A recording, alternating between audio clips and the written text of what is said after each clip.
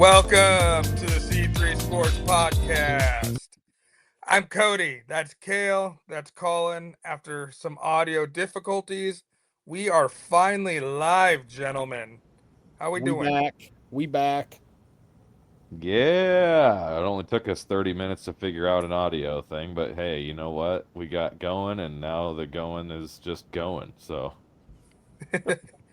We got it figured out. We'll see how long we can make it, but for now, we got it. How you boys doing? How was Spider-Man? Spider-Man's good. If you're into Marvel, go see it because it's good. I Not don't gonna spoil after you anything. texted us, I don't think we're doing it anymore. Well, yeah, it's long for young kids, but if you've been in it for a long time, like I have been since the dawn of Iron Man 1, uh, you can't miss these things. So, Yeah, and I've only seen Iron Man, so yeah. it wouldn't matter too much. Well, then you need to go watch them all. Yeah. Hey, boys, big golf tournament going on in Elkhorn this weekend. What one? The Pinnacle Bank Open. Hey. Is that Corn Ferry? Yeah, Corn Ferry. So I was on the interstate today and passed a Corn Ferry tour truck going west. West. Yeah. Huh. Must have missed his exit by 2 hours. Well, he was 2 hours from Omaha. I guarantee you that, at least. Yeah. Mm. Well, let's jump right in. MLB Trade Deadline's over, and Colin, your Braves didn't do a darn thing. Oh, we got Lane Thomas and Tyler Mahle, or Molly, or however the hell you say his name, and let everybody else get everybody that they needed, but we didn't do a damn thing.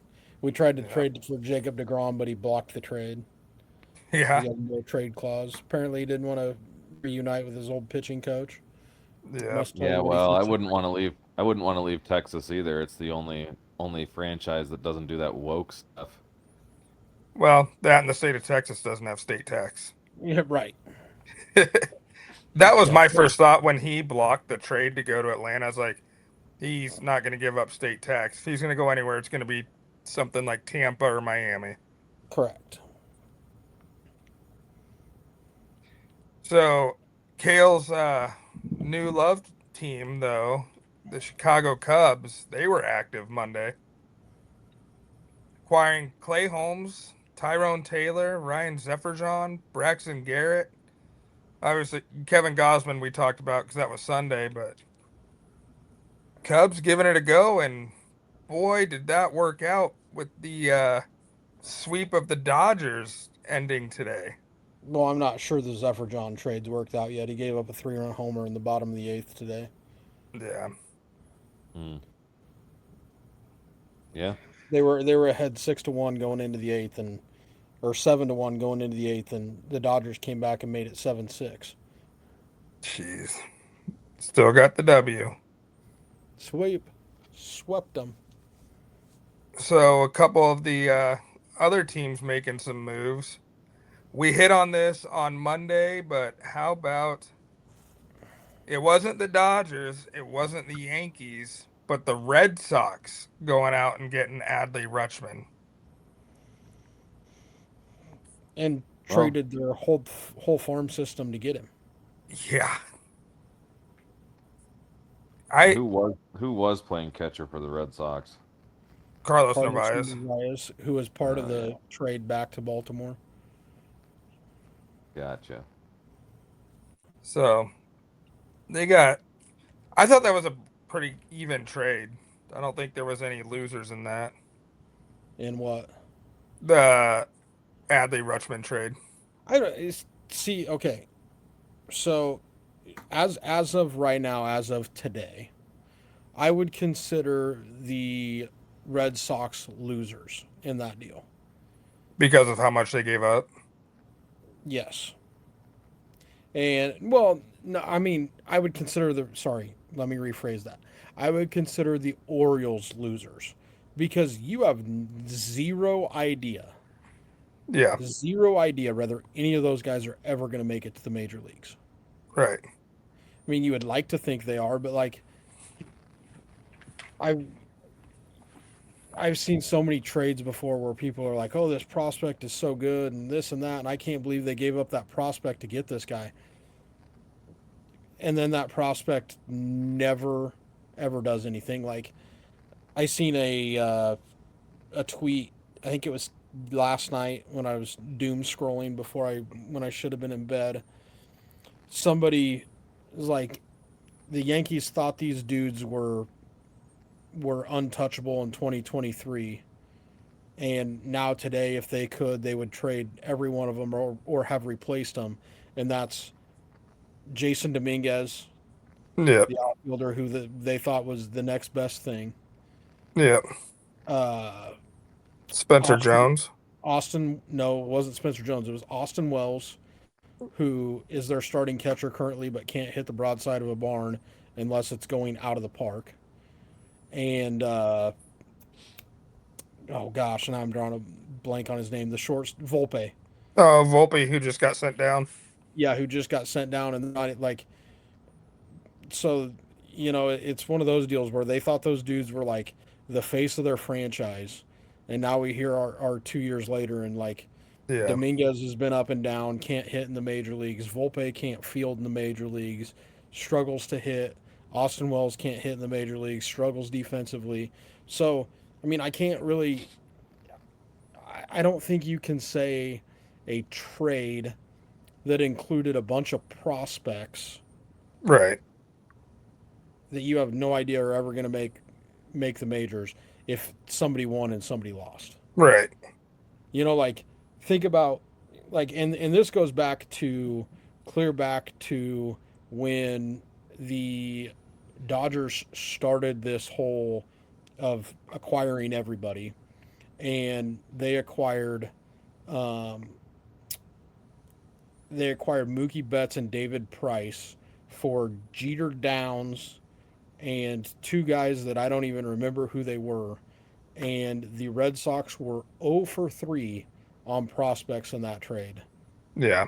And that was the top three guys in the Dodgers farm system at the time. Yeah. I just think for me, 12 or 11, I can't remember what year it was, when the Royals traded Zach Greinke to the Brewers. And that's when they got all their core for their World Series team. Alcides Yeah, Escobar, Lorenzo Cain, right. one of the pitchers, I can't I'm drawing a blank on who it was, but yeah. But like you were saying, at the time, you don't know when the trade goes Kelvin down. Herrera, wasn't it?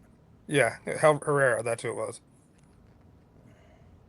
But and you can look at other things like the Padres Yeah, trading C.J. Abrams and James Wood for Juan Soto. Like right now, Mackenzie and, Gore and was in that trade too. right, and Mackenzie Gore, like the Nationals made out like cake in that deal.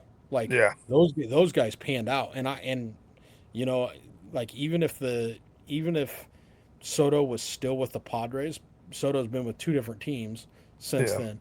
But even if Soto was with the Padres right now, like for what those guys are producing at the major league level, and Gore is obviously not with the Nationals, but what James Wood and C.J. Abrams are single handedly producing offensively right. for the Nationals right now, like the the Nationals won that trade. Yeah. I mean, that's the centerpiece of their organization right now is those two. Correct. So moving on, New York Mets went full fire sale. Yep. But they had to. Yeah. Yeah, oh Like yeah. the games that they were winning with that payroll, and it makes my heart happy Right. because I hate the Mets. I mean, they traded Clay Holmes, Tyrone Taylor, Luke Weaver, Brooks Raley, Oscar Brazaban, Freddie Peralta, AJ Minter. Then David Peterson was a couple days before the deadline, but Well, and it yeah, and it looks like to me that as long as one of those Rays gets a base hit for the Mets at some point in the major leagues, they won that trade getting rid of Freddie Peralta. Rough Because go he yesterday. went 3 1/3 yesterday and got rocked. And the Rays still won because they saw their closer recorded a save. Yeah. So, Kale, you can speak all about fire sale, having dealt with this last year. oh God. Like, as far as the fan base, I honestly thought the way it was going every other 30 minutes or 40 minutes during trade deadline, it was another dude going somewhere else, another dude going, and it was like, are they just going to sell the team? Because at least that was like everybody was thinking, okay, the Polads are getting ready to leave, yeah. and Well, and then they had tried to sell the Twins at one point, didn't they? they did, but then they didn't have any like good suitors, and so they came out and put out a freaking PR statement that's like, well, and it was everybody was just like, boo. So. Well, How about anything the else you guys really want to hit on trade deadline before we hop Yeah, dude. into? Dude, you haven't even hit on the team that maybe made the two biggest moves literally at the buzzer of the deadline. Pirates? No, the Dodgers daddies got Robbie Ray and Casey Mize right at Yeah, the buzzer. It is 10:43 on August 8th or August 5th, and I got a bold prediction. I'm You got a lot of listening. bold predictions. The Dodgers wasted a ton of capital. They're not making the World Series. Oh, good Lord. How can they not make the World Series with that freaking pitching staff? Did Tariq Skubal win today or yesterday? It doesn't matter. He's still the back-to-back Cy Young winner. Like, Did Tariq Skubal win yesterday? it doesn't matter. All the best pitchers lose games from time to time. It does Did not freaking matter. It's a did Yan, one-game freaking deal after he transferred to another team. did yeah, but it wasn't his fault that he lost. It does. I know, but it doesn't matter. Like, It doesn't matter. You can go 9 innings and strike out 26, and if the one guy you didn't strike out hits a home run, you can lose a baseball game 1-0. and Ask And Paul and that's Skeens. why that's the exact reason I said about talking about the Phillies last time we were on here about like, well, geez, they could hit 6 home runs in a game. It doesn't matter if they all strike out all the time. Well, yeah, Same premise, same exact thing. Phillies but made a smart move too. We didn't hit on getting a Luis rise. Arraez, and it shifted their whole entire defense. Right. Like they acquired one player and had to move four guys positions. Yeah. Bryce is in the outfield. Bohm's at Three guys. first. Yeah, Stotts at third. right. Stotts hadn't started a game at third base in like 632 games Yeah. or I think they said 632 days, something like that. 2022, something like that. Yeah. That doesn't math, but yeah, a long time. Right. It was 600 and odd some days or games or something Yeah. since he had played a game at third base. Bohm had actually started some games at first base this year when Yeah. Schwarber was hurt and they let Harper DH.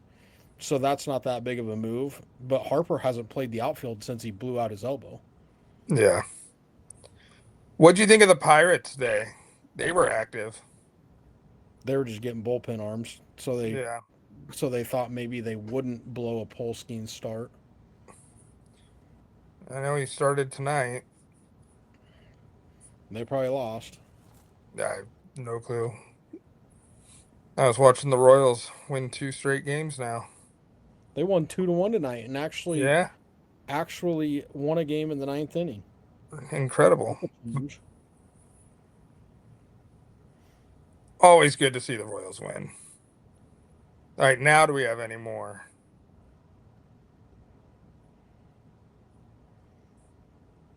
Move on Paul to Skeens was the losing pitcher tonight in a 4-2 loss to the Milwaukee Brewers.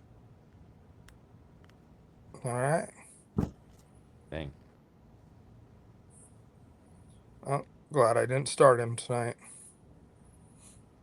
Bold move, Cotton. Yeah, I know. All right. Let's roll. We got some things to discuss here.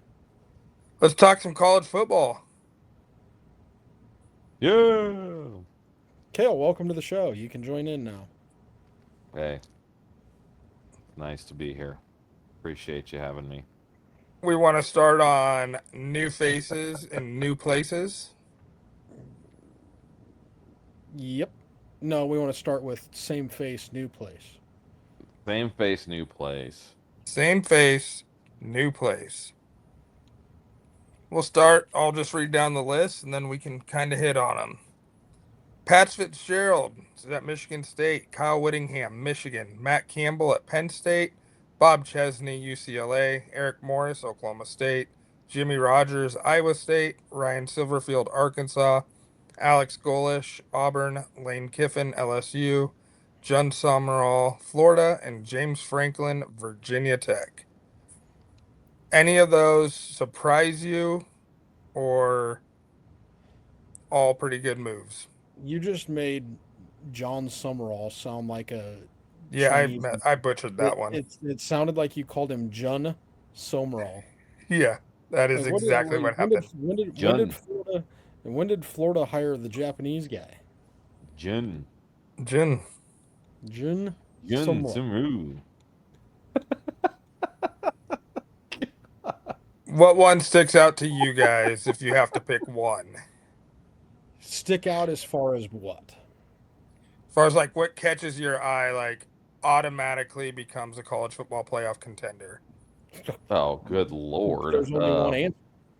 Lane Kiffin and LSU. That's the easy way out. So to take that out of it, if I had to take, because that's the clear number one. Is that clear number one? Yes. Yes. Whittingham? Well, I was gonna get there. I think that Kiffin's a number one. I think there's a 2A and 2B. And I think that Whittingham at Michigan is one of them. And I actually think that Golesh at Auburn's the next one. That's not the name that I was expecting you to say. And then John Summerall would be very close to that as well. I think the SEC, I hate the SEC, but I think that they're all going to be much better than what we were because of their shitty coaches are now freaking gone. I think Matt Campbell's going to make some noise. See, that's the guy that I'm a little bullish on. Campbell. Like here's the thing that I'll tell you with Matt Campbell.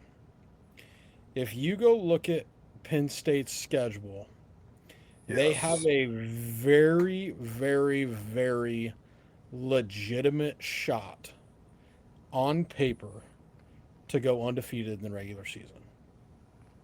Yeah. Very legitimate shot. Here is my rebuttal with that. How good are Big 12 players going to be in the Big 10? Yeah. And also, the other thing that kind of, I think that Penn State people are going to be a little bit leery of halfway through the year is their defense. Yeah. Because a 3-3-5 is not necessarily built, as Nebraska can attest, to stop Big Ten defenses. Offenses. Or offenses, yes. Right. That's where I could see, like you're gonna put 6 dudes in the box against what Kyle Whittingham is gonna line up and run at you against Michigan. Right. Could be a recipe for disaster. Right. Could be disaster. Yeah, Penn State, they got that back to back week 6, week 7, where they host USC and go to Michigan. And that's pretty much their schedule. Every other game at Washington could be tough, but that's my bias coming out saying that. I mean, any time you have to fly all the way across the country to play a football Yeah. game, it's got to make you a little leery. I mean, Washington's only lost one home game in the last 5 years. That was Ohio State last year. And they didn't just lose that; Yeah. they got taken to the woodshed. Yeah. I don't Well, think they had well, 100 yards no. of offense. They're yeah. I mean, but the score wasn't like outrageous. It was just No, that it was they 20 to 3, yeah something they like just that. couldn't move the ball. That's a But disclaimer. it'll be, but like you were hitting on, going across the country is never easy. No, when you cross 3 time zones to play a football game, things can Yeah. get a little hairy. Getting a little dicey. But so I'm with you. The obvious answer to that is gonna be Lane Kiffin, but Campbell, Whittingham. Now, Kale, with Golish, is a lot of that Golish or is a lot of that Byron Brown that you're putting your stock in? Well, I think Golish is good coach. I mean, but obviously I mean, Byron Brown is the big piece, Yeah. but Golish, like, I just felt like South Florida had things rolling last year, other than a couple of those games where things just went south. But like, I think that's just kind of a maybe some like decision making stuff, like him being I don't know, like I don't really know the deep answer to that, but like he's a young guy that's gonna just naturally grow into the role in a Yeah. I mean, if he's allowed to, because that's how cutthroat this is these days, but I don't know. I feel like Auburn's a good landing spot for him and the kind of football they like to play. And I mean, well, time will tell, I guess. But I just feel like for some reason, I feel like Golish is a good coach, but Byron Brown is kind of the launch pad for Yeah. him. And so like that's kind of where I was going with that. Okay, I got a devil's advocate looking at this list, reviewing some things, thinking to myself.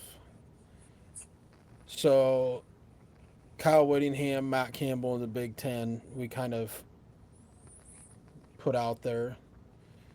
In order to make the playoffs, I mean, Penn State, we already talked about kind of their way to make the playoffs. Yeah. But you also got to realize or think about in the Big Ten, you kind of got a three-headed monster there at the front that are all probably playoff shoe-ins at this point in Oregon, Ohio State, and Indiana in the preseason. Yeah. In the SEC, you like what Lane Kiffin's got at LSU, but you're going to have to deal with Georgia. Ole Miss is returning a lot, which we'll get to that here in a second. Alabama's could be really good if they get their quarterback thing figured out. Tennessee's got a relatively favorable schedule. Florida could be good. Auburn could be good. So the path in the Big 12 or Big 10 in the SEC, the the road is a little muddier. Yeah. What about Eric Morris at Oklahoma State? I was just looking at that. Is like is there a team in the Big 12 that you're looking at right now going they're going to be tough to beat? To me, I think, in my opinion, I have BYU ahead of Texas Tech. Well, I think with Texas Tech losing Sworsby, Yeah. even though I don't think Sworsby is that great of a quarterback, and that's publicly been noted. I Yeah. think of Sworsby about like I think of Josh Hoover. Um, but and Kale, Oklahoma State avoids Utah and BYU. Correct. This is where I was going with this. Yeah. You get Mestamaker at quarterback. Big 12s can't play defense. They brought that running back from North Texas too. Yep. And receivers. Like, I mean, I know Oklahoma State was really, really bad. Yeah. And I think like Lane Kiffin at LSU, Matt Campbell at Penn State, Kyle Whittingham at Michigan, they're all walking into way better positions than Eric Morris. Eric Morris is. But I just kind of look at that, and then the other name on there that could make a lot of things interesting because he's going to be coaching in a conference with a bunch of shitty teams. James. Yeah. When you can make your chicken pie look like the best piece of poop in the planet against other teams that are poopy, there's a chance to find yourself into the playoffs. Right. Because who do you got to worry about in the ACC? Miami? This on the ACC level, matching Miami? talent, Miami, SMU. They got to go to SMU week 10. I would mention they go to Clemson week 8, but drugs. Drugs. How about wrecked when he said that this morning when I was listening Oh to the yeah, Big it was Show? AP Potter Media has Clemson ranked 23rd to start the season. It's the coaches. It's the Coaches, coaches. There's coaches have collusion. It's collusion. Didn't you hear crack cocaine tiger or whatever the hell his name is? It's collusion. They all voted. The SEC coaches all voted Clemson in the top 23. So when they go on the road week 1 and lose at LSU, LSU has a top 25 win to fit Yep. the narrative. There you go. Kale, would you like the floor on SEC narrative? No. I'm just trying to get you to talk. No, I'm just listening, dude. Like I don't need to freaking talk about the SEC. Like I mean, if anybody that's listening has listened to any of our episodes, like this preseason ranking stuff is just a pandering to the SEC and probably a little bit to the Big Ten now. Like, let's just play games and then like week whatever, like after conference plays over, or sorry, after non-con play is over, then put a ranking to somebody's name. But like, Well, everybody in the Big Ten is going to be ranked really high because we all play a bunch of cupcakes to start the season. Yeah. Well, to expand on Kale's point, if there was no rankings last year, after the way Penn State opened up their first 3 games, because Penn State opened up in the top 5, but after the way they played, would you have put them in the top some people 25 had it. after those Some first people 3? thought it had him number one. Didn't we have him number one? Yes. Yeah, it was. And then realized that they played Villanova, Yeah. Yeah. also known as Vanilla. All right, let's move on. All right. Now we move on to new faces, new places. Will Stein at Kentucky, Pete Golding at Ole Miss, Tosh Lapoy at Cal, Tavita Pritchard at Stanford, and Colin Klein at Kansas State. Pete Golding, not necessarily new place, but elevated within the system. And has Yeah, a playoff I mean, win. I mean, we could have made a new category here or a Yeah, third category and but you called would have it. been the only one. We could have called it same face, same place Yeah. because we could have put Pete Golding in there, and then you could have put Colin Klein in there because Colin Klein comes back to K State. Yeah. Mm. Where I I really like that Colin Klein hire. I wish when we did it. Can I go back on my quarterback tier rankings? Because I left somebody off the quarterback tier rankings that I would like to enter the chat. Probably maybe as like a top 15 quarterback. after I put this together the other day, because I completely spaced something off when we were doing that. Yeah. Remember when Avery Johnson about won the Heisman Trophy 2 years ago? Yeah. You know who the offensive coordinator was? Yeah. Remember when me and Kale argued you on the whole quarterback ranking thing, saying he's got Colin Klein coming back? Yeah, he still sucks though. That was me and Kale's whole point to why we both had him ranked is because of Colin Klein. Forgot about that. That could be dangerous, and the Big 12 sucks. So they probably got to beat Oklahoma State to win a Big 12 title, maybe a Heisman Trophy for Avery Johnson. Well, they got Nicholls State, Washington State, Tulane, at Cincinnati, Houston, Kansas, at Arizona State, at Colorado, home against Oklahoma State, at TCU, Arizona, at Iowa State. Kansas Does that State in the sound Big 12 championship? does that sound like a one-loss team? Is it K State, Oklahoma State for the Big 12 title? Oh boy. Would you put who would you put as the toughest game on that schedule? Oklahoma Oklahoma State or State. Kansas? Well, no, Kansas because of the rivalry, not because no, of the no. There's one team Tulane. on there. There's one team on there that I think is probably a top 25 team coming into the season. I haven't looked at the coaches or at the preseason rankings, but there's one Houston. team. Yes, Yeah. Connor Wiegman, Willie Fritz, and they got that. It's not even a shoe in. Mackay Hughes or whatever. No, it's not even a shoe in. Which Mackay Hughes, remember in NCAA 25 when I ran over everybody with Yeah. Tulane? Mackay Hughes was my quarterback and Willie Fritz was the coach.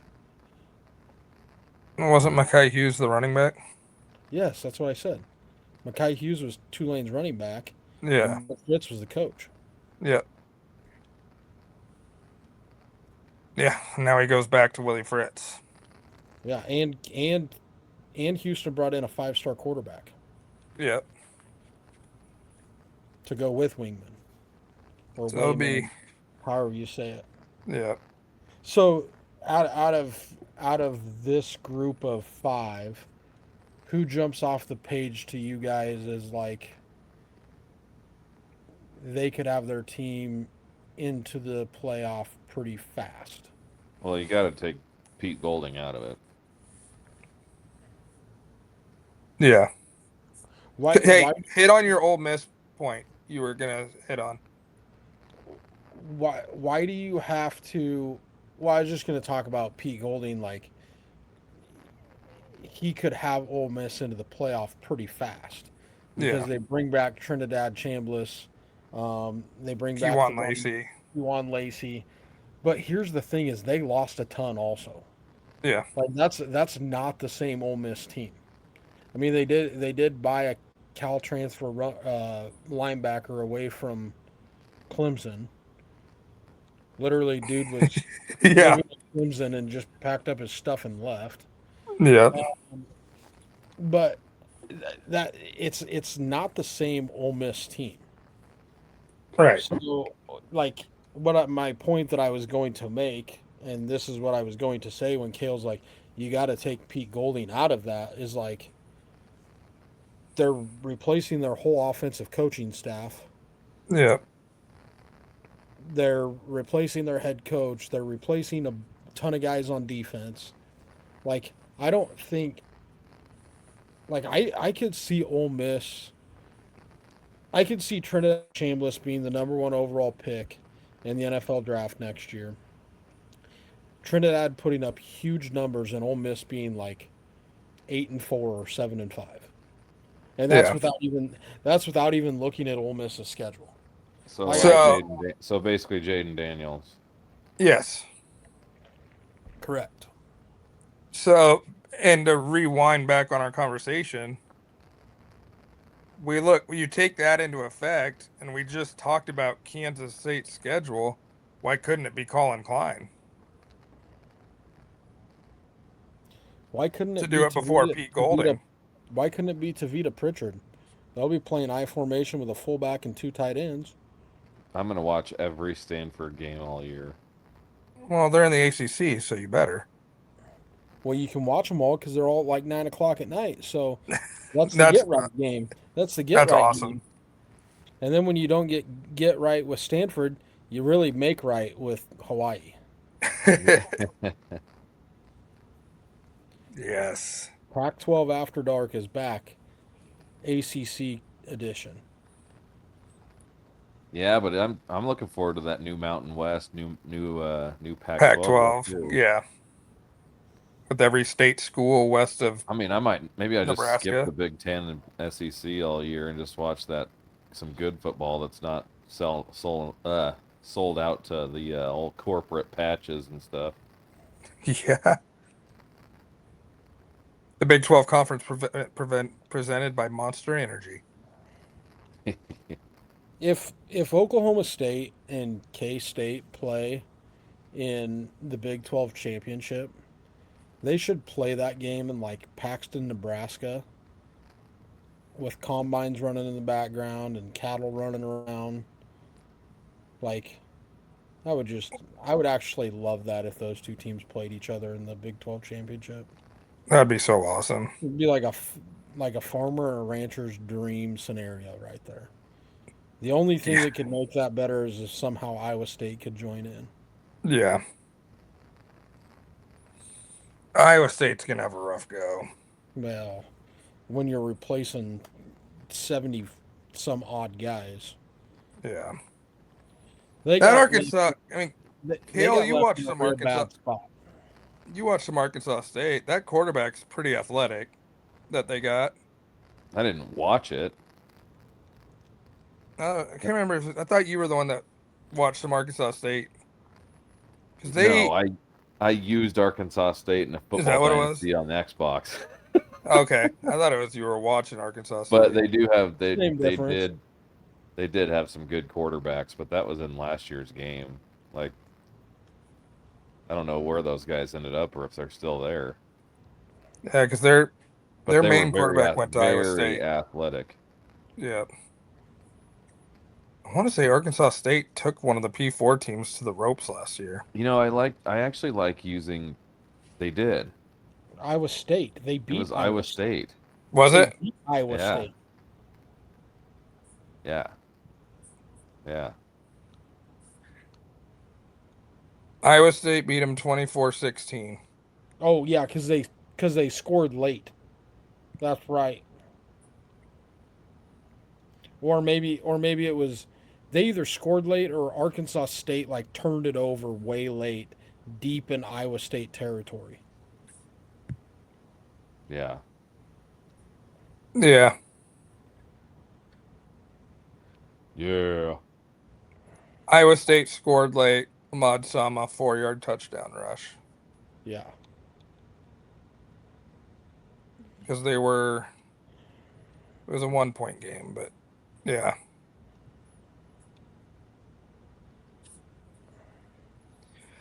Okay. Well, yeah, I cannot remember the name of that quarterback, but yeah, he's at Iowa State now.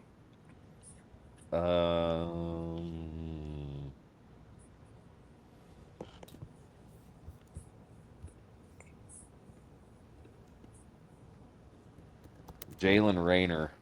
Yes. Yeah, I remember that name now. Now that you said, yeah, he's athletic as heck. He led the Sun Belt in passing yards last year.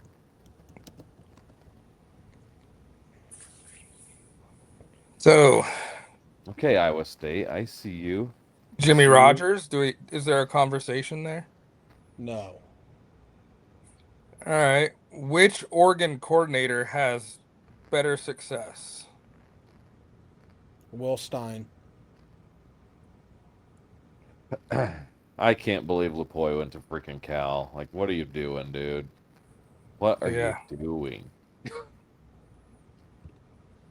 I mean, whatever, I guess. And The that's the where I answer is think exactly what Colin Lapoy said. will have more success. It's Will Stein, just because the ceiling is higher with Will Stein. I think Lapoy, like, you probably could win. You could maybe win 6 games. I actually wouldn't say the ceiling is higher with Stein.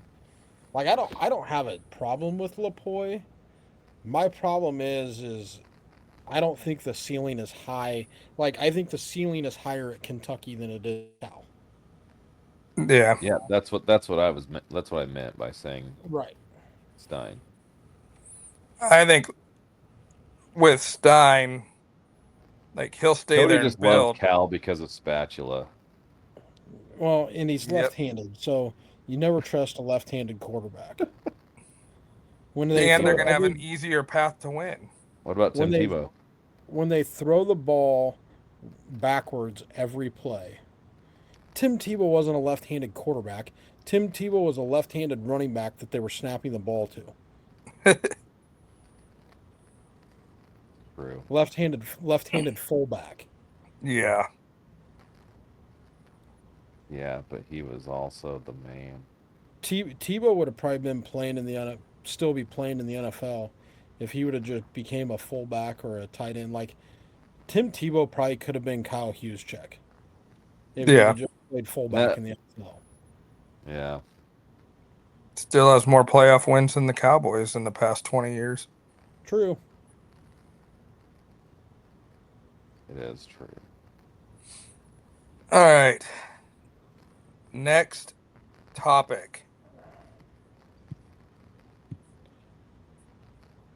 Or do we want to move on to Chat GPT since we're 45 minutes in? No, next topic. We can't skip this for a second show in a row. Okay. Position battles. Yes. We'll start with Nebraska running Why did, back. why did you just poo poo on that, Kale? I don't know. I don't have any comments on a lot of these. I don't know who half these guys are yet. Well, that's because you've been spending too much time messing around with Vautech on NCAA instead of learning the ropes of the Nebraska Cornhuskers. We'll hit on a couple Nebraska positions. Starting with running back, Makai Nelson, Isaiah Mosey, Tyke Hayes, Jamal Rule. My guess is Tyke it's Mackay Hayes Nelson. is a very interesting story. Yeah, but I don't even know if he's in the conversation, Yeah. right? Like I think they picked him up halfway through the summer here based on they didn't know what was going to happen with Makai Nelson and if they were going to have to boot him from the team. Yeah. And so they went and got him as insurance Yeah. basically, and then like it was like the same day that the Hayes news came out that he was at Nebraska was the same day that Nelson's charges got dropped, and then so now like I think going into the summer or going into the fall camp here, I think this is probably Nelson's job to lose. Isaiah Mosey intrigues me because he's had a full Yep. 365 days as a running back now. And I guess I shouldn't even say 365 days. He had a full off season as a running back, like because at this time last year he was like part time receiver, part Yeah. time running back, returning kickoffs. And then the interesting name, dude had a really good spring. Kind of was the spring football baby for Nebraska football was Jamal Rule. Right. True freshman coming in, 3-star recruit. The reason why I wanted to talk about the running back battle and kind of is because everybody's freaking out about Nebraska's running back room and this and that. And I think is really funny is everybody seems to forget that we were having the same conversation 365 days ago. Right. Is there anybody in Nebraska's running back room that can carry the load? Well, Emmett Johnson did a pretty damn good job of that with 200 plus carries. Yeah. So, like, I don't, I think there's, I think Nebraska running back, I think Nebraska's got more than enough guys at running back. I think Nelson probably has the top end speed and maybe has more top end speed than what Emmett Johnson had. I think Isaiah Mosey is going to be a good receiving option out of the backfield. Pretty good size to run between the tackles.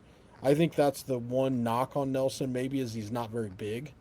Yeah. Um, I think he's under 200 pounds. And then, I mean, I think, like, and everybody's big thing last year was Nebraska doesn't have that bell cow hammer running back. And Yeah. I think that can be Jamal Rule. Mosey's the most intriguing one to me because he also put on 20 pounds since the Correct. end of last year. And, That's a big deal. well, and all of spring, EJ Barthel wouldn't let him run outside the tackles. Right, because they were trying to make him a running back. Yeah. So they were that really, really intrigued me there is, I mean, I think Mosey's going to be the starting running back against Ohio. I I to be honest with you, I Not don't that it think matters. yeah, I I think it could change from game to game, week to week. Like they're probably gonna like when they do the announcements, it probably will be Isaiah Mosey Yeah. that is the running back. But I could see um just based on your pregame script or like Yeah. I think there's going to be a package for Nelson. I think there's going to be a package for Mosey. I think there's going to be a package for Rule. I don't think you're going to see one of those guys carry the ball over 120 times. Yeah. Mm. Yeah. I Like agree. I think the carries between those three guys are going to be split way more evenly than we've seen the last couple years. Right. How many packages will be have like two running backs on the field at the same time? That I mean, and well, actually, technically, every play that Nebraska runs, they will have two running backs on the field at all times. You know why? Because Calandria. Calandria can run the ball. So you have to account for Calandria in the run game, which is going to give Nebraska's offense a way different look than it has in the last couple years with old statue behind the wheel. Yeah. So, like, and that's what intrigues me about Nebraska's running game is now if the defense has seven guys in the box, so doesn't the offense. Where Right. before we were playing 7-on-6 football, Right. the defense could outnumber us, and then Statue would audible and try to throw a go route and underthrow the guy, and Yeah. like there was no threat of him running the ball. So I think that also helps out the running backs too. Right. Right. I liked personally, and I won't go word for word what I texted you, but I really enjoyed the answer of who Calandria modeled his game after. Oh yeah, Baker and Johnny, Yeah. Money Manziel, baby. You can give us just half of that. I'd be pretty darn excited. Yeah. I hope he That'd be gives fun. us more of what Baker gave Oklahoma than Manziel gave A&M, but Yeah. because a lot of times when Manziel was playing, you're a little bit nervous of what the hell was going on. Like to Baker, play against. everything, yeah, when he's running backwards and just chucks the ball 70 yards downfield. I hope Calandria does not do that. Right. Or when Johnny ran into the back of his offensive lineman, turns around, runs backwards, runs 20 yards to the sideline. Oh, there's a guy in the end zone. Yeah, Well, it worked out for him Yeah. on that specific one, Yeah. where he basically fumbled to himself. Yeah. God, good times. All right. So there's the running backs. Cornerback battles Victor Evans, Danny Odom, Amari Sanders, and Jeremiah Charles. I know Danny Odom, Nebraska had to hold off a lot of suitors coming down to yeah. signing day. He's going to be a really good player. Um, Amari Sanders is kind of an interesting name too, just because of the fact that he was a pretty big time heralded recruit out of the Miami area. Right. And Jeremiah Charles is probably the most freak of nature athlete out Yeah. of all these guys. Like, dude is dude is probably the most inexperienced ball player out of the group, but maybe has the highest upside. Right. Super freak athlete, can run. He's big. He's physical. Victor Evans, a transfer. I think this, and we're talking for one spot, right? The Because Andrew Marshall's on the other side. Andrew Marshall's on Marshall Island, and Donovan Jones has got the nickel spot locked down Yeah. already. So you're talking about four guys for one spot. I think this could be. I think Charles is going to get the nod right out of the gates. Um, but I could see this as play goes on into Big Ten play. I think you could see more of Danny Odom. Right. But don't count out Amari Sanders Right. because that dude was playing a lot as a true freshman before he got hurt. Right. He was getting a lot of run last year with that top group. Right. So then we move on to safety, another spot where one of the safety spots is already filled. So we go to the other safety. We got Caleb Bennings, Jason Shiggs, Rex Guthrie, Jameer Khan, and Mario Buford. I think this is probably going into camp, probably the closest battle of anybody. I I actually think that you'll see all of these guys play in the back end. Yep. One safety spot is already locked down by Dwayne McDougal, coming in from San Diego State with Orich. So again, these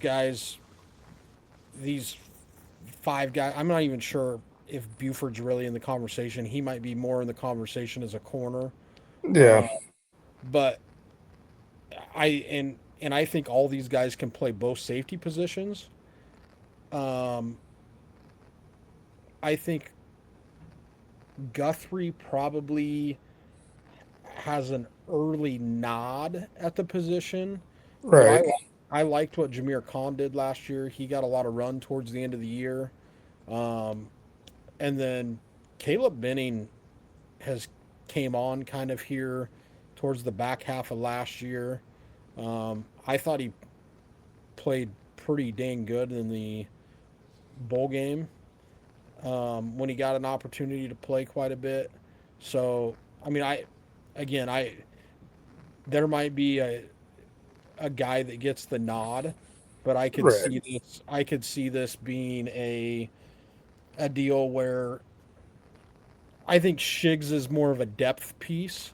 So I think it's kind of a three-way battle with Benning, Guthrie, and Khan. But I think one of those guys, whether it be Benning or Guthrie, goes and plays the other safety spot and gives McDougal some time too. Right. Mm. Any other spots at Nebraska that you kind of got your? No, I Does mean Jeremiah Jones intrigue you with his move to DN? yeah, but again, he's a redshirt freshman. You have no idea. Like Yeah. dude looks like a thoroughbred horse, but Yeah. he's moving from wide receiver to defensive end. Right. Like, I mean, I did hear today though, listening that he had 11 and a half sacks as a edge rusher his senior year in high school. Yeah. That's intriguing. So he gets the basics of the position. It's not like they Right, just moved a body to DN. right. And He's Nebraska did recruit him as an athlete coming out right. of high school. So we'll move on to some other battles around the country. I think obviously the big headline is Keelan Russell and Austin Mack at Alabama. You know, could be. I know Pate was saying the other day he could see a scenario where Mack starts the season and Russell kind of takes over by the time they hit SEC conference play. Not a These whole lot coming out of Tuscaloosa as far as who's got the edge, though. well, technically, spring or fall practices haven't started yet. Right. I don't think a lot of them start until tomorrow,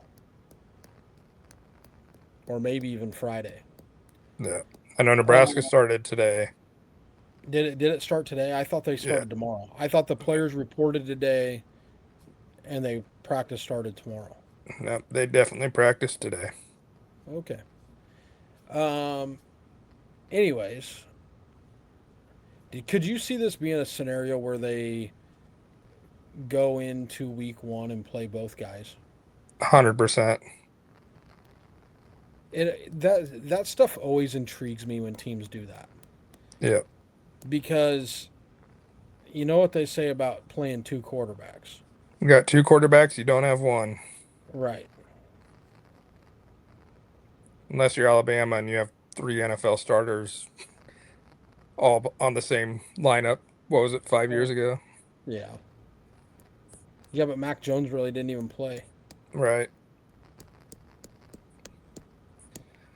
Then head down south of there, and we run into Florida, where they're going to have a quarterback battle with Aaron Philo and Tramel Jones. Philo following his OC down to Florida. And I think, to me, I would give Philo the edge based on that. But I know they're very high on Jones and his athleticism. Here's what's intriguing about this: if if they thought Philo was going to be the quarterback, why wouldn't this be announced? Like, again, I think this is a job. This is kind of goes along with the Clemson quarterback battle. Like, Yeah, it tells me something when Philo hasn't already been announced as their quarterback, right. that they think that maybe Jones is the better option. Yeah, yeah. Crazy. I know he's more athletic. It's from what I've read. Philo's more like Philo was not he was Haynes not King. the prototypical Georgia Tech quarterback for that offense. Like when Haynes King didn't play, that offense was way different. Yeah, Well, and that's what I think. Like, that's what I think with Tramel Jones. Like, I think Florida could be that. yeah. Move over across enemy lines. Iowa's got a quarterback battle with Jeremy Hecklinski and Hank Brown. Do we really have to That's think about this? nope. They just have a quarterback battle between those Can two. can either one of these guys even throw a forward pass? That will be interesting to follow. Just turn it off, and can you hand it off to Kamari Moulton? Well, and I think there might be a third quarterback involved in this scenario too.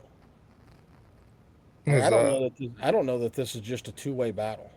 yeah, I think it's kind of been portrayed as a two-way battle, but I couldn't even tell you who they are because I didn't even know either one of these guys could throw a forward pass. So, Kale, you brought up an interesting stat the other day with Iowa. The the quarterback starter thing. Yeah, yeah,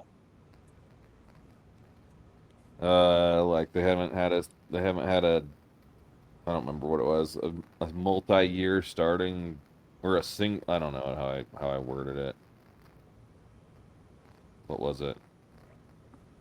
he was. The last time that they had a quarterback that they had to switch after 1 year right, was 2007. correct. So Uh, now that freaking what's his fuzz from Montana or wherever he came, South Dakota State, Gronowski. Hey, Granowski, now that he's gone and they're moving on to someone else, that's the first time they've random had to do that since 2007. random question. This popped into my mind this week. Post this conversation, could Gronowski come back?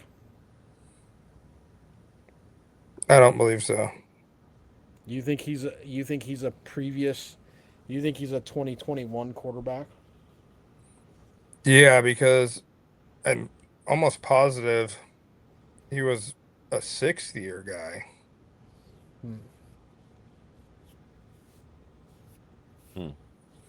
I'm not 100%. I know he's for sure 5, but I thought that he had some injuries and it was actually If he can somehow come back, I would have thought that if he could come back, you would have heard about it already. yeah, Because I'm pretty sure Iowa would be beating down the door to bring him back if they could. yeah. Because I don't know that they love their options that they got here. So kind of the I wouldn't either.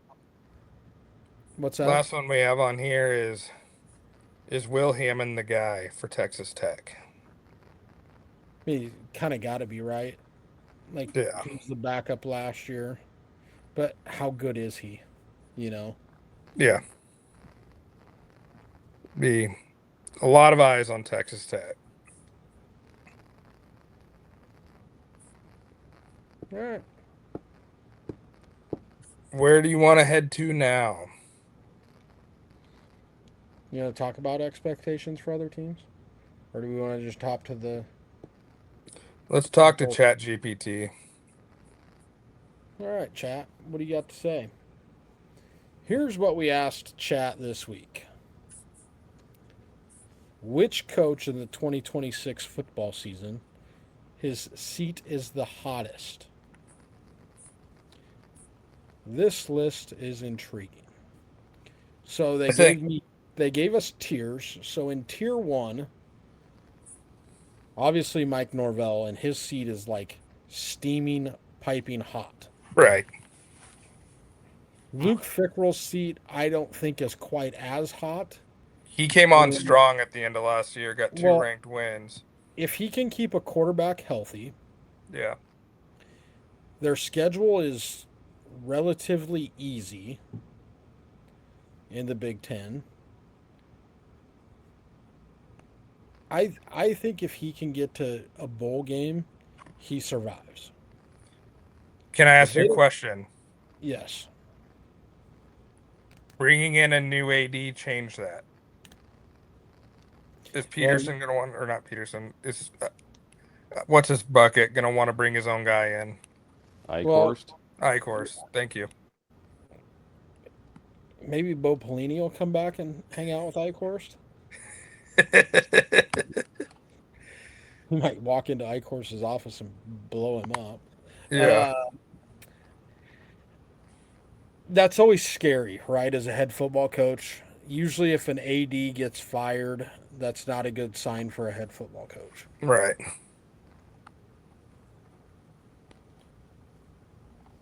So that would be my question there is what's the number Fickle's got to win to save his job? Who let's just make this a Wisconsin question. We're all wrestling guys here. Right. So, whose program at Wisconsin is in worse shape right now? Luke Fickrell or Chris Bono? Chris Bono 100%. They have fallen off so bad. Oh, so bad. That's crazy. It's just crazy because that was always like a duel that we always would probably lose. It felt like we always lost to Wisconsin or it was super close, and now it's just like, We don't Yeah. even lose a match. yeah. Yeah. They still got volleyball. Like, is Indiana a better wrestling school than Wisconsin right now?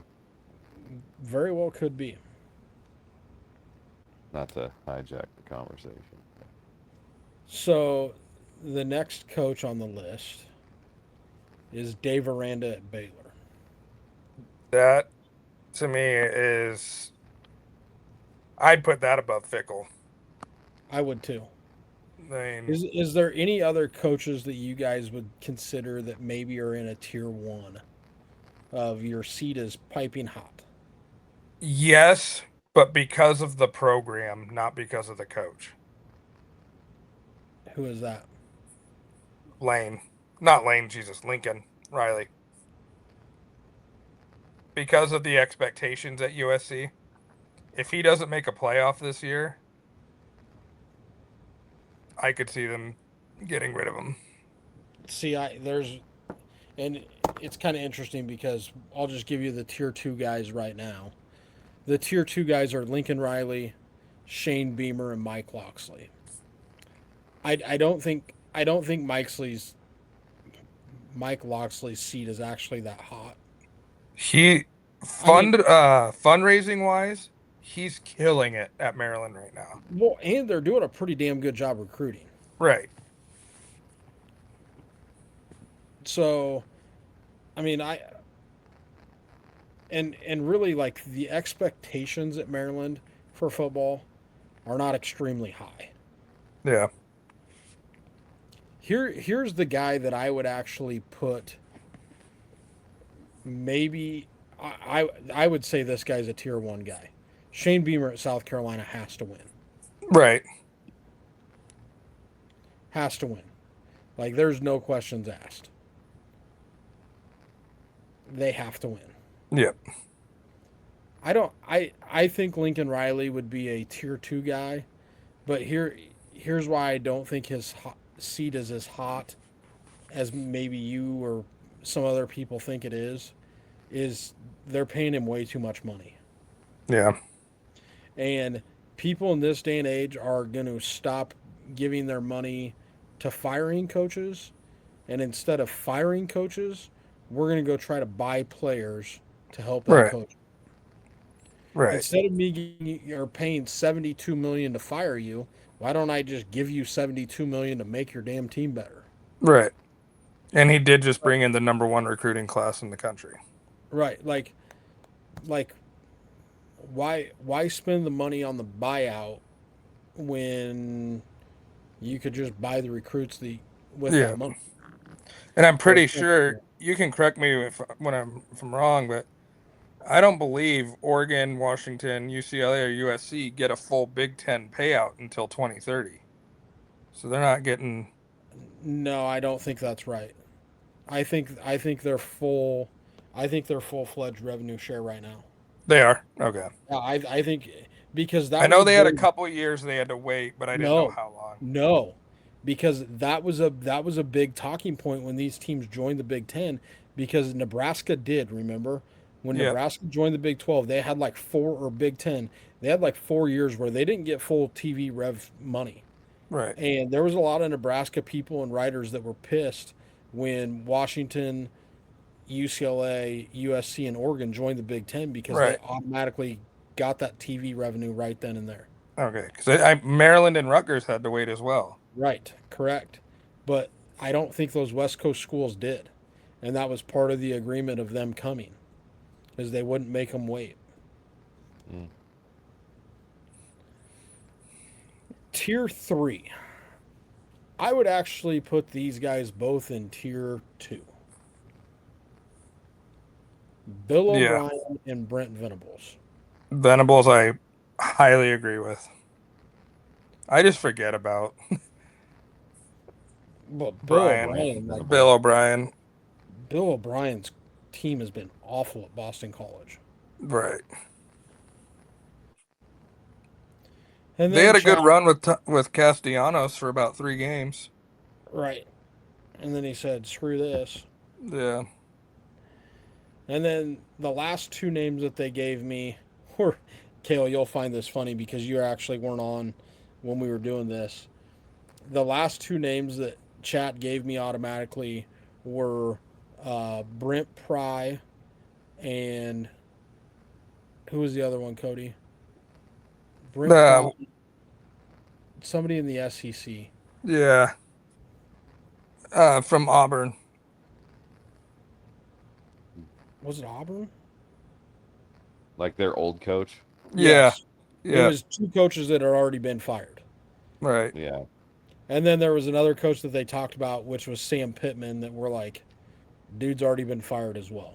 Yeah. So while chat can certainly be a great tool, there is proof that it is not accurate. Oh yeah. It's you can't just like have it write you something and then not proofread what it says because Right. it's always going to be having mistakes. Right.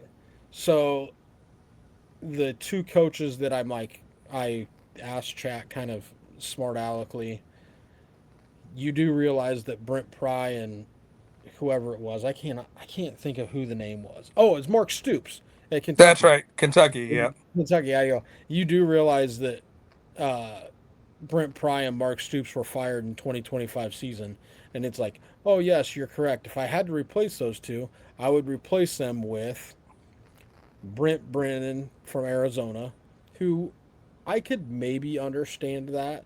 I don't Yeah. understand that one. Again, don't think his seat and it gave it a two fire, gave it a two Out of fire 5. out of Right. 5. And the other one was Matt Rule, which again, I I The don't only think way I see Rule getting fired is if there's a lot happening in the program, like behind closed doors. correct. And again, Or you drop a game to someone that's the equivalent to Georgia Southern. yeah, but again, guys, I go back to Matt Rule's buyout. Right. And Why that's why why I don't think he's why going would you anywhere. invest money in a buyout in this day and age of college football? Why would you invest money in a buyout to fire a coach when you can just invest the money in your roster? And I that's what I also, another look at. point that you've made, Colin, if anyone has actually helped Rule, it's Hoiberg. Correct. Look what's happened when you gave Hoiberg time. Correct. And like that's one thing that I think like somebody wrote an article about this spring and it makes a lot of sense. Like Nebraska has been too quick to fire coaches. Right. Like and it goes back to Bo Pelini. Like Bo Pelini probably shouldn't have been fired. And you can even say the same thing about Bill Callahan. Like Bill Callahan had one bad year in the years that Yeah. he was here and got fired. And then Bo Pelini won 9 games every year, and we fired him because he couldn't win 10. Right. Now, he did lose 3 games every year, and when we did lose, we got smacked. Yeah. Yeah. Like it was like go mow the lawn and turn the TV off in the second quarter smacked. But Yeah. we got smacked. There's Ohio one State thing. might have just scored again. There's. I thought you were gonna say I thought you were gonna say Melvin Gordon. Yeah, Yeah. Melvin Gordon's still running. Uh, the one thing I brought this up the other day to somebody, I can't remember, but like not to hammer too much on this point, but like I felt like Bo Pelini kind of got the shaft now that you really look back at it, because more so than you even think, because he's the one that had to take us in from building the Nebraska program into being a powerhouse defensively in a Big 12 that's much more offensive minded, and then having to transition the Husker program into be able to kind of take some of that same philosophy and build it to be the same against the Big Ten, which is obviously not going to be the same type of Right. offenses. So I would say he should have gotten more of a leash than he got, since he had to take us into that through that transition. Correct. And I don't I think a lot of people ever really took that into account at the the time. I think the thing that got Pelini in trouble at Nebraska more than anything was his sideline antics. Yeah. Well, yes, I would agree with that. And like the interesting thing is like I'm friends with some guys that played under Bo Pelini, and like those dudes would do anything in the world Right. for Pelini. Right. Carl Pelini, on the other hand, some of them would burn him in hell. But Bo Pelini, like they loved that dude like there was no tomorrow. Right. Interesting that you bring that up, Colin, So to because of Kale sweatshirt. I can't even read Kale's sweatshirt. Pierce Pierce. volleyball, Oh, go Blue yeah, Jays. that's not even the that that guy that guy did love him some Bo Pelini, but that wasn't even the player that I was referring to. Uh, so to recap our list here, the 10 coaches that Matt thought could get fired were Mike Norvell, Luke Fickle, Dave Aranda, Lincoln Riley, Shane Beamer, Mike Loxley, Brent Venables, Bill O'Brien, Matt Rule, Brent Brennan, in that order. Now, is there any coach that's not being talked about that could have a Penn State or an LSU situation. Like not is there, because obviously there always is. I But do think there's one that I think is interesting that hasn't been mentioned. okay, that was gonna be my next one. Because like Kale, you remember last year, right out of the gate, I said that I thought that Brian Kelly was gonna get fired during the Yes. season. So that was me Yeah. like my question for like this year: is there one coach you guys that like isn't being talked about, but you could see getting fired? Colin, who was not being talked about that you're thinking of? Well, there's two names that I got, and I think the one is pretty obvious. It's Bill Belichick, Yes, Oh yeah. but I don't I necessarily know that he's going to get fired. He might retire, yeah but his Yeah, he buyout might is just resign. right. His buyout is kind of large, so it could be a like Bill Belichick is a name that I would say, and like they might end up firing him with cause because yeah they did just put his right hand man, general manager, on administrative leave. right. So there might be Who's who? Michael Lombardi. Michael Oh yeah. Lombardi, Bill Belichick's right hand guy. Yeah. The other name that we didn't talk about, and we would have talked about had we not skipped that last part. But you took too long talking about Nebraska running backs. Is uh, gosh dang it! Now I can't even say his name. Dabo Sweeney. Yeah, I think Dab was on a lifetime contract. I don't think so. I'm going to tell you when they go to LSU week 1 and they look like they can't operate offensively and Lane Kiffin just runs all over their defense, he is going to be on the hot seat.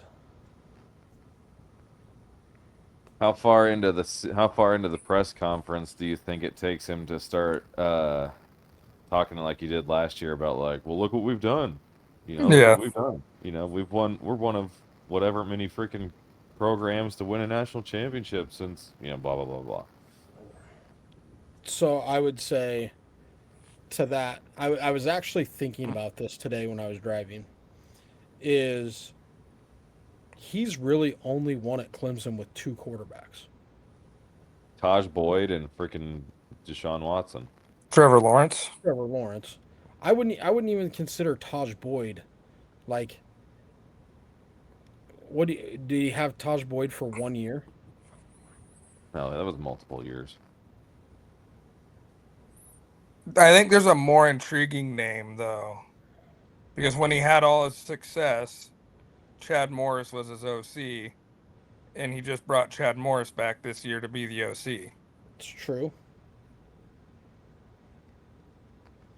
It's But he true. also had Brent Venables running that defense. Correct. I got one for you that Colin said last year was like he's shocked that he's still there. It's in the DeBoer. ACC. At least I thought it was Colin that said it. Maybe it might have been, I don't Pat know, Narduzzi. Dave Doran. Dave Oh, Doran Dave, at NC yeah, he State. could get fired. He Yeah, could get fired. I've He's got been one there. He's more. been there 8 years, 8 or 9 years. Yeah, I've got one more name because we're almost at an hour and 20 minutes, so we need to cut this off. But I've got one more name that he will not be fired because he won't allow it PR wise. we're thinking of the same person who I've He been will waiting to bring up. he will retire for medical reasons. Prime. Peon Neon. That was the one I've been Neon. holding on to. Yep. Yeah. I That's didn't even think of him because he's that so irrelevant. but that's my thing is like he will not get fired. He will not get fired. They will not fire him at Colorado. Right. because it'll be a bad PR look for him, not for Colorado, for him personally. So if they brought him in and like, hey, we're going to move on from you, this circus is no longer okay. He will not get fired. He will medically, or he will retire, resign for medical reasons. Right. Yep, that was mine. I think Dion does not coach next year, at least at Colorado. He won't. He won't coach in general Right. unless somehow he gets the Florida State job, Right. which I could see Florida State paying him whatever he wants. Oh my gosh, no way. Oh yeah, I could see Florida State doing it. Dude, he's the Seminole baby. You They don't were think talking he'll about do? that for Yeah, after year one of Colorado. right. Yeah, year one because they were freaking like surprise city year one.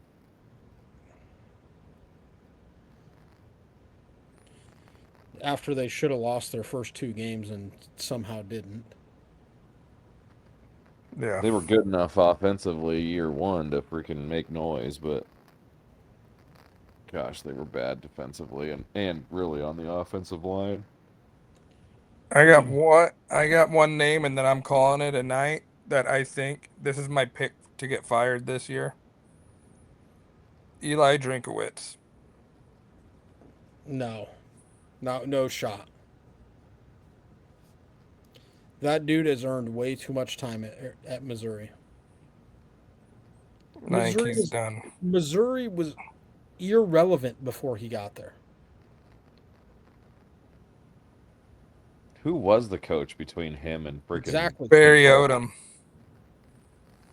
the Purdue Who? coach now. Barry Odom. Oh, He got fired because he was so bad at Missouri. Then he went to, was it St. Louis? UNLV. UNLV. Had like one good year. Purdue hired him, and he sucks at Purdue. seems like everybody has a good year at UNLV and then suck otherwise. So, before Cody plays music out on us, there's one thing that we haven't talked about yet that has to be talked about before we leave tonight. Before Sunday show. Yes, has to be talked about before Sunday's show because it is a hot topic right now.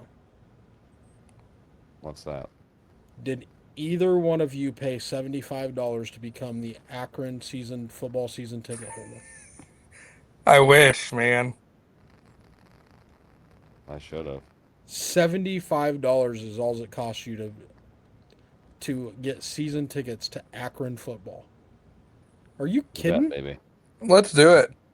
$75 and I get the opportunity to script their first drive of the season. Yeah. I Do I would get to say, install and my offense? I would say, all right, here's the deal. I get to script this first drive, and if I score a touchdown, I get another drive. Yeah. And then if you get a drive and you don't score a touchdown, I get another drive. Right. I'm convinced, and I texted this to you guys last night. If whoever gets to script the first drive of the season for Akron scores a touchdown, and then the offensive coordinator doesn't score another offensive point the rest of the game, that dude is fired Monday morning. Right. There is no possible way. There is no possible way that you can survive that. Right. Here's yeah, I shouldn't say this because this will take us down a rabbit hole, but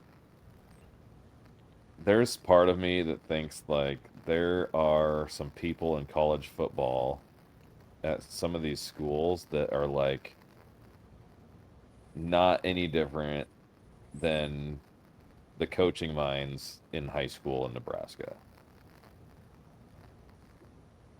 Like, I feel like I could go into maybe not D1, but like, you know what I mean? Like, are they really that much smarter than some of the rest of us? In terms of, like, Smarter? No, but your They know offense couldn't go. They know the right. I'm not talking about my offense. Like, it's easy. I just think that sometimes like sequencing plays, like I've been around some coaches that are like that played college ball, but they just have no freaking like really they suck at freaking like decision making and being able to string like sequences together. Mm-hmm. And so like and I know that one of those coaches has been coaching or helping out at a school up north that is also D1, northeast of us that we see can't seem to beat. And when I was around him, he couldn't freaking figure out how to call plays like without using freaking 5 minutes of time and having to dedicate all of his time to freaking out coaching himself all week.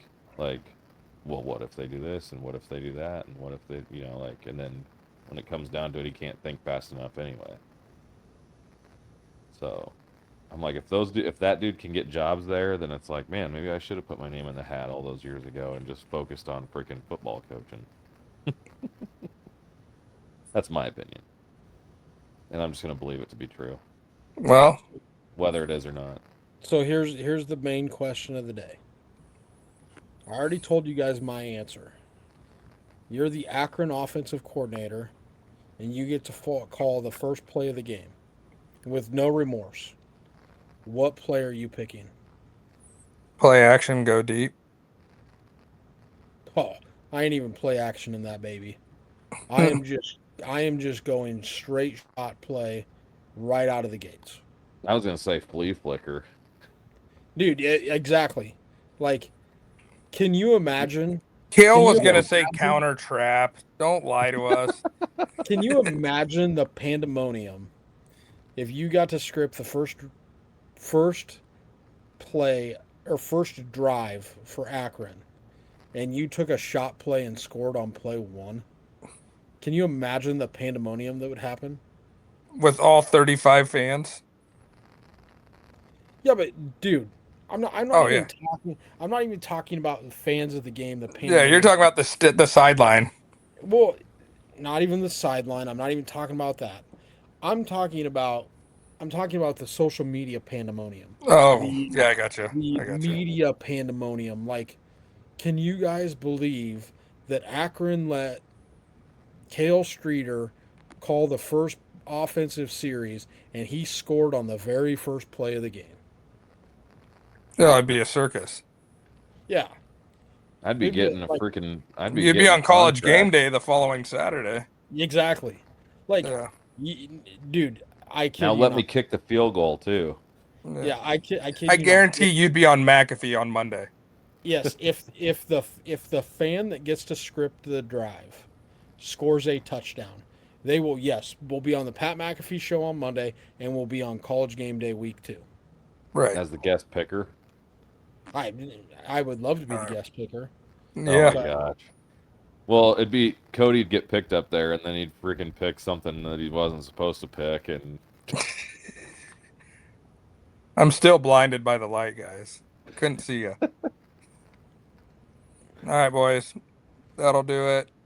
all right, Colin, I play gotta us mute out. you.